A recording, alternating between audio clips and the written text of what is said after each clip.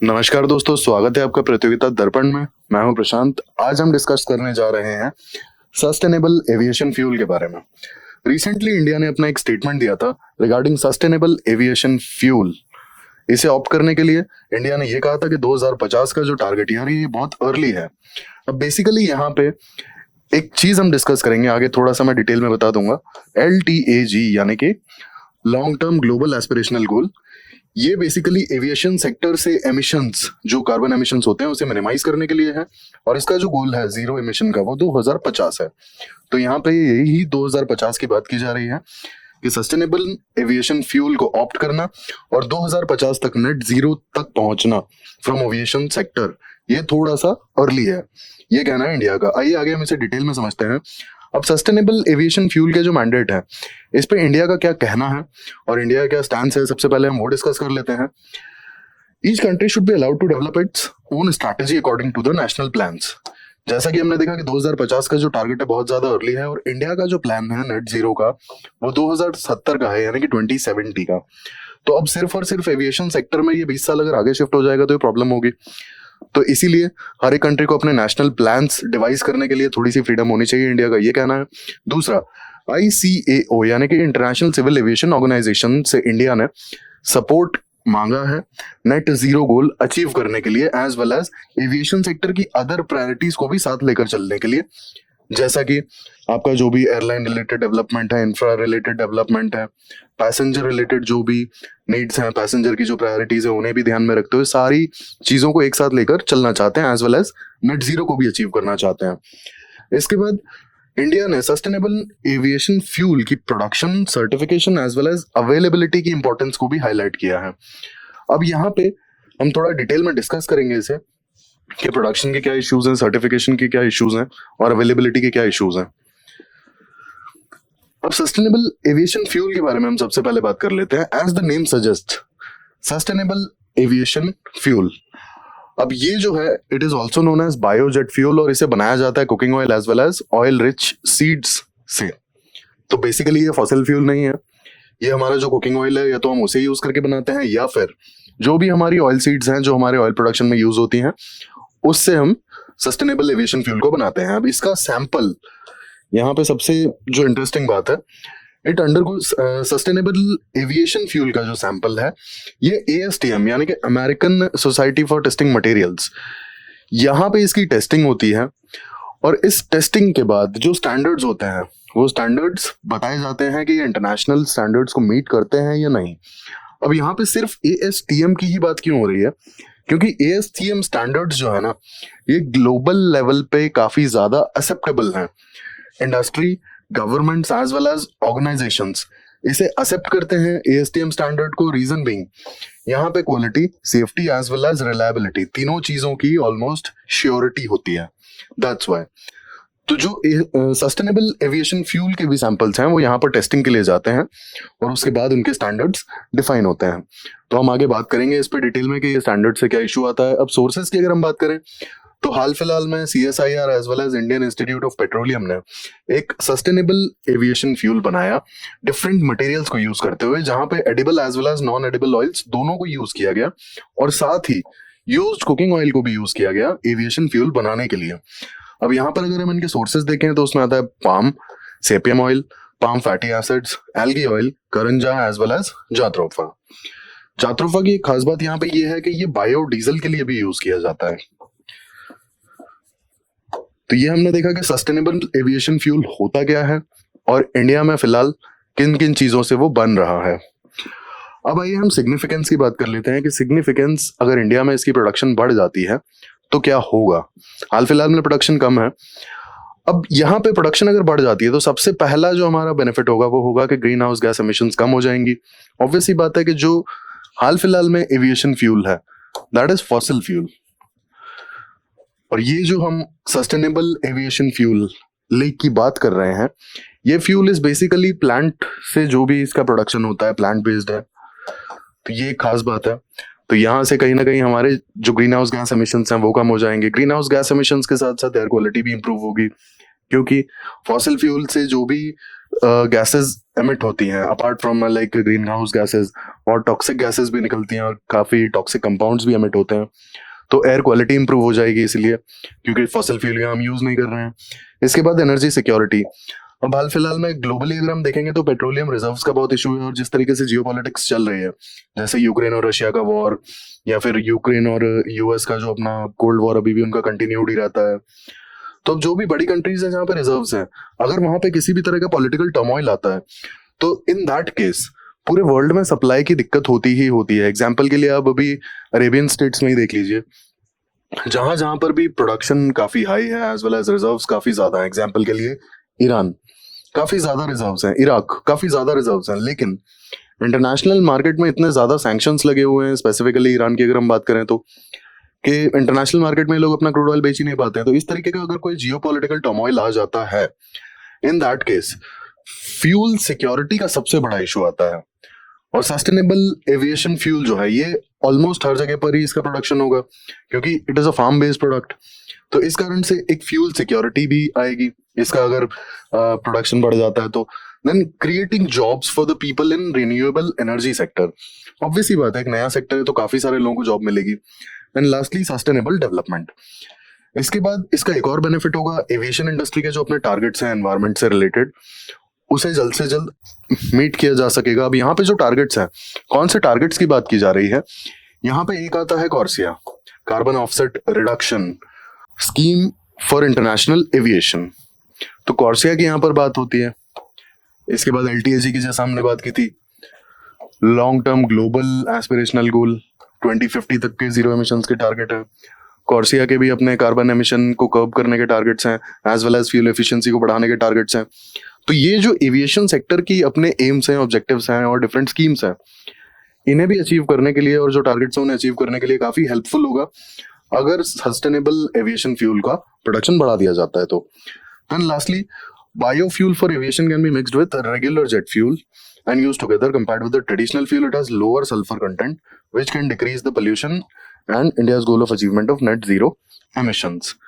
अब as we know कि sulphur content एक बहुत बड़ा इशू होता है, जैसे जो BS स्टैंडर्ड्स में हमने बात की थी, तो भारत स्टेज स्टैंडर्ड्स में भी अगर आप BS6 उठाकर देखेंगे, तो BS6 में सबसे बड़ा इंपॉर्टेंट जो रिडक्शन है जो टॉक्सिक गैसेस का, उसमें सल्फर भी एक है। तो यहाँ पे अगर हम जो हमारा सस्टेनेबल एविएशन फ्यूल है, यानी कि जो बायो फ्यूल है, उसे अगर हम रेगुलर जेट फ्यूल से मिक्स कर देते हैं, तो in that case sulphur content कहीं ना कहीं कम हो जाएगा, और इससे जो एमिशन है उस पर फर्क पड़ेगा। अब हम चैलेंजेस की बात करेंगे कि चैलेंजेस क्या है सस्टेनेबल एविएशन फ्यूल में।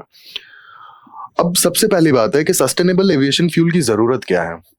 तो इसकी जरूरत पे अगर हम बात करें तो हमारे पेरिस अग्रीमेंट को ले लीजिए, ठीक है, या फिर क्लाइमेट चेंज को ले लीजिए, या फिर एमिशंस को ले लीजिए, एयर पोल्यूशन, ये सारी चीजों को ध्यान में रखते हुए हमें कहीं ना कहीं सस्टेनेबल डेवलपमेंट की तरफ अगर मूव करना है तो हमें सस्टेनेबल एविएशन फ्यूल की जरूरत पड़ेगी। Reason being, aviation industry expand कर रही है, और जितने फ्लायर्स आज हैं, एक वर्ल्ड बैंक का जो डेटा बताता है कि जितने लोग आज फ्लाई करते हैं, आने वाले 20 से 25 सालों में ये फ्लायर्स की जो नंबर है, ये ऑलमोस्ट डबल हो जाएगी या उससे भी ज्यादा आने वाले 25 सालों में। एविएशन इंडस्ट्री इतना तेजी से बढ़ रहा है, लोगों का इनकम इतना स्मूथली बढ़ रहा है कि they can afford to fly. और एक और भी यहाँ पे कंसेप्ट है कि एक्चुअल में जितना ज्यादा बिजनेस हो गया है ना एयरलाइंस का, एविएशन इंडस्ट्री इतनी ज्यादा एक्सपैंड हो चुकी है कि कहीं ना कहीं टिकट के प्राइसेस अब धीरे धीरे कम होने लगे हैं। तो ये भी एक बहुत बड़ा रीजन है कि लोग अफोर्ड कर पा रहे हैं, उनकी अफोर्डेबिलिटी के अंदर आ पा रही है टिकट्स। तो जो फ्लायर्स हैं वो तो बढ़ने ही हैं।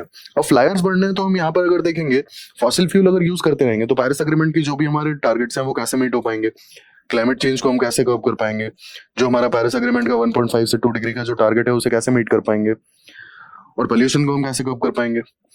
तो ये सबसे पहली बात हो गई नीड की, कि सस्टेनेबल एविएशन फ्यूल की हमें नीड क्या है। अब दूसरी अगर हम बात करते हैं तो यहाँ पे चैलेंज आता है सस्टेनेबल एविएशन फ्यूल का। सबसे पहला चैलेंज है हाई कॉस्ट।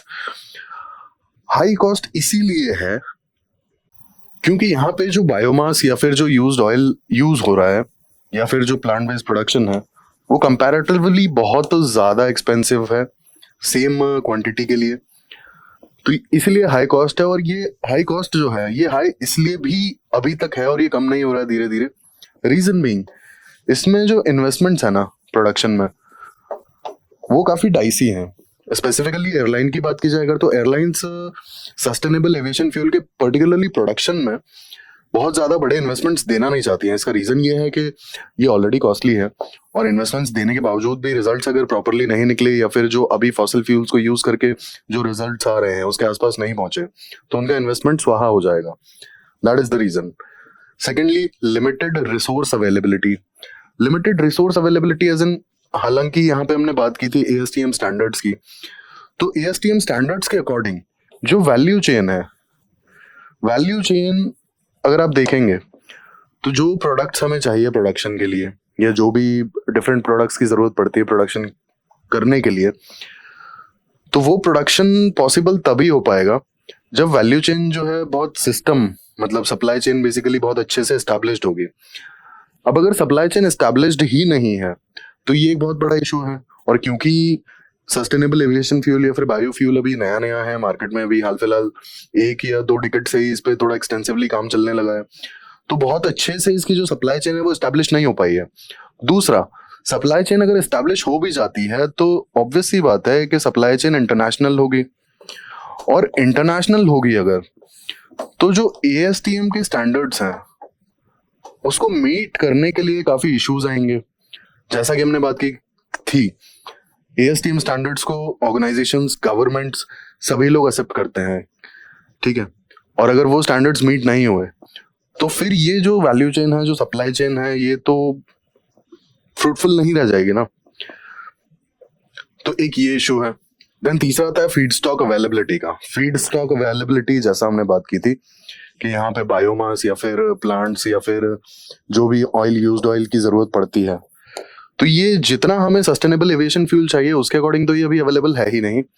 और दूसरी चीज है कि हाल फिलहाल में जो इसकी सप्लाई चेन्स हैं वो फिलहाल एस्टैब्लिश हो ही रही हैं, तो इसके कारण से भी जो अवेलेबिलिटी है बहुत लिमिटेड रहती है। और अवेलेबिलिटी अगर लिमिटेड होगी तो इसका सस्टेनेबल प्रोडक्शन कर पाना पॉसिबल नहीं है, ये एक सबसे बड़ा चैलेंज। Lastly, certification process. जैसा कि मैंने आपको बताया था कि ASTM स्टैंडर्ड्स जो हैं, ASTM standards are globally accepted.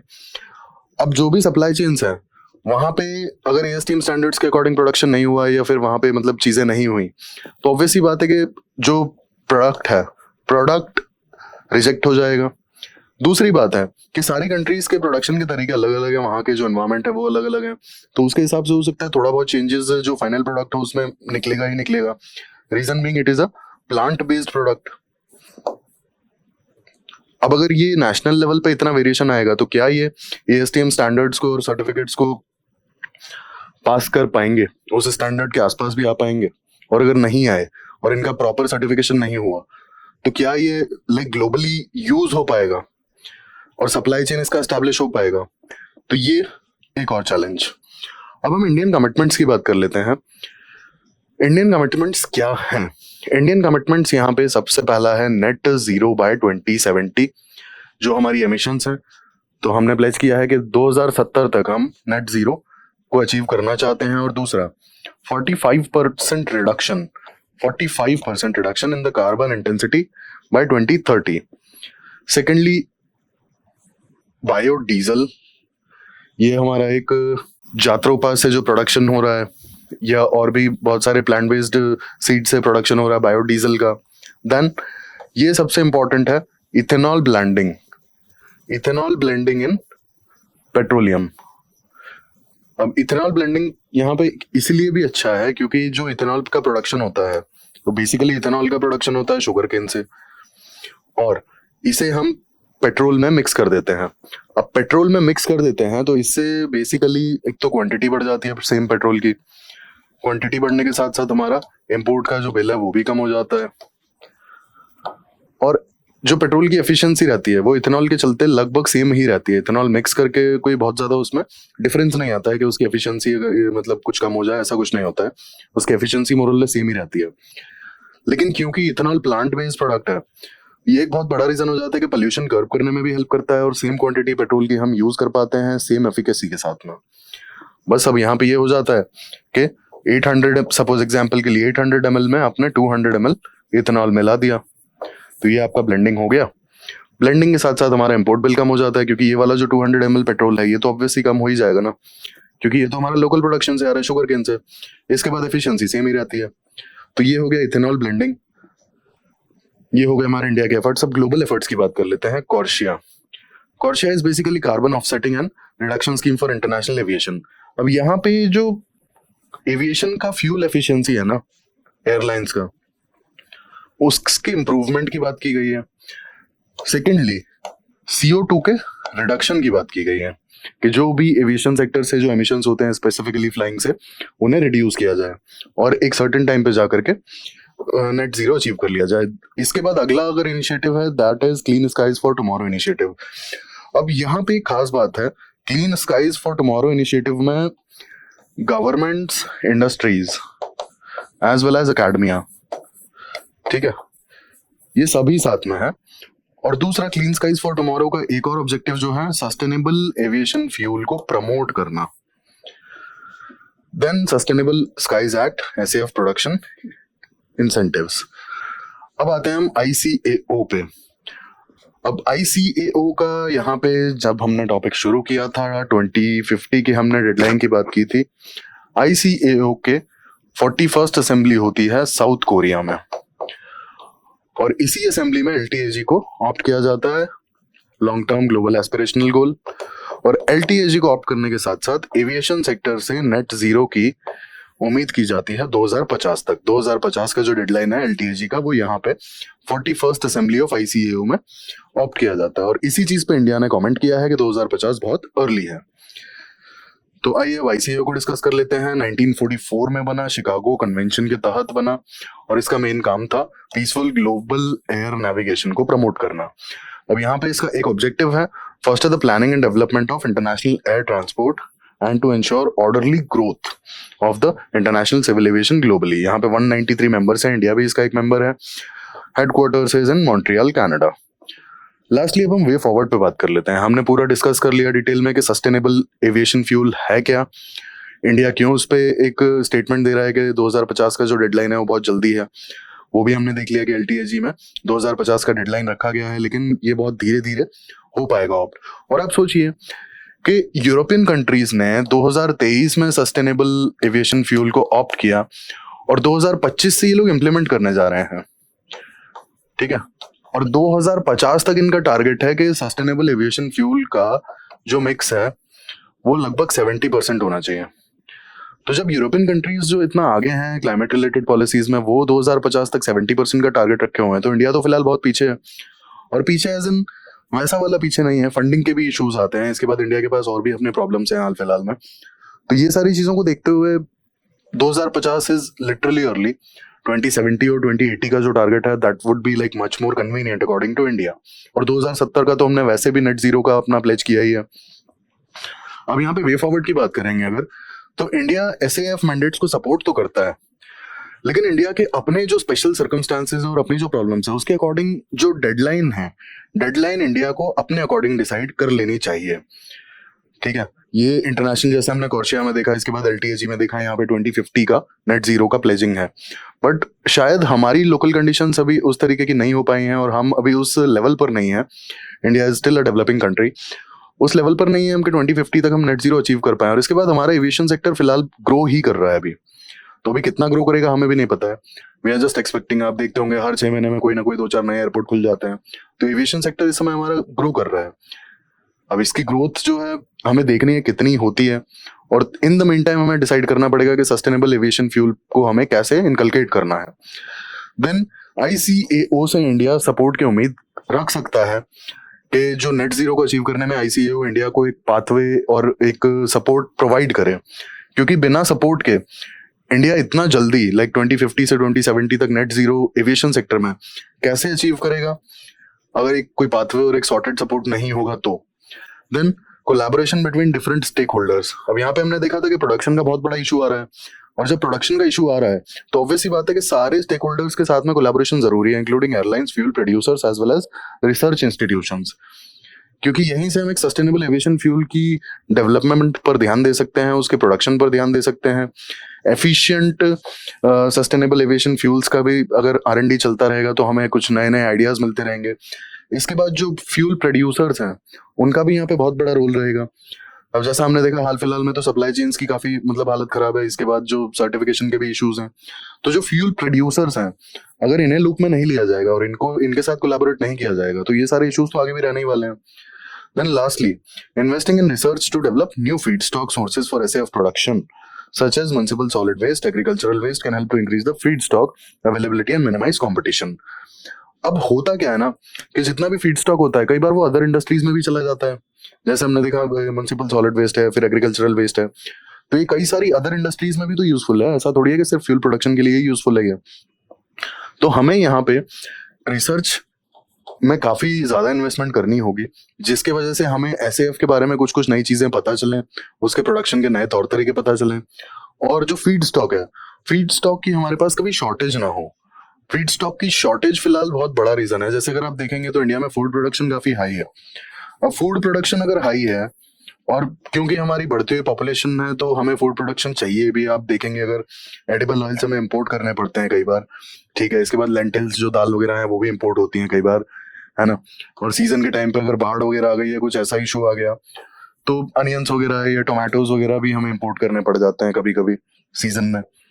तो हम समझ सकते हैं कि सस्टेनेबल एविएशन फ्यूल के लिए जो फीड स्टॉक चाहिए उसका प्रोडक्शन और उसके लिए जो रिक्वायर्ड लैंड है वो हमारे लिए घातक साबित हो सकता है अगर बहुत ज्यादा बड़े लेवल पे हमने किया तो, ठीक है।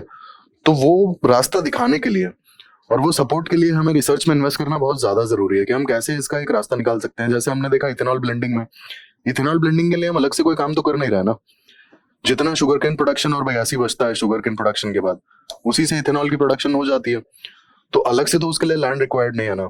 एक तरीके से शुगर प्रोडक्शन के बाद का जो वेस्ट प्रोडक्ट है वही है इथेनॉल, और उसे हम अपने प्रोडक्टिव तरीके से यूज कर पा रहे हैं अपनी फ्यूल एफिशिएंसी को बढ़ाने के लिए और अपने इंपोर्ट बिल कम करने के लिए, और साथ के साथ एमिशंस भी कम हो रहे हैं। तो कुछ इसी तरह का रास्ता हमें यहाँ पे भी निकालना होगा। रिसर्च करके रिसर्च में इन्वेस्ट किया जाए, जिससे कि हमारा जो फीड स्टॉक है, फीड स्टॉक के सोर्सेज का हमें पता चले और फीड स्टॉक की कभी कमी ना हो। उस रास्ते पे हमें कैसे चलना है वो रिसर्च एंड डेवलपमेंट के बाद ही हमें पता चल सकेगा। तो ये हमने बात की सस्टेनेबल एविएशन फ्यूल के बारे में, उससे एसोसिएटेड इश्यूज के बारे में, और इंटरनेशनल जो स्कीम्स हैं जिनके तहत जो भी डेडलाइंस हैं इंडिया क्यों पीछे हट रहा है और क्या इश्यूज हैं एक्चुअल में आज भी सस्टेनेबल एविएशन फ्यूल के। ऐसे ही इंफॉर्मेटिव टॉपिक्स के हमारे साथ जुड़े रहिए। Thank you, thanks for watching.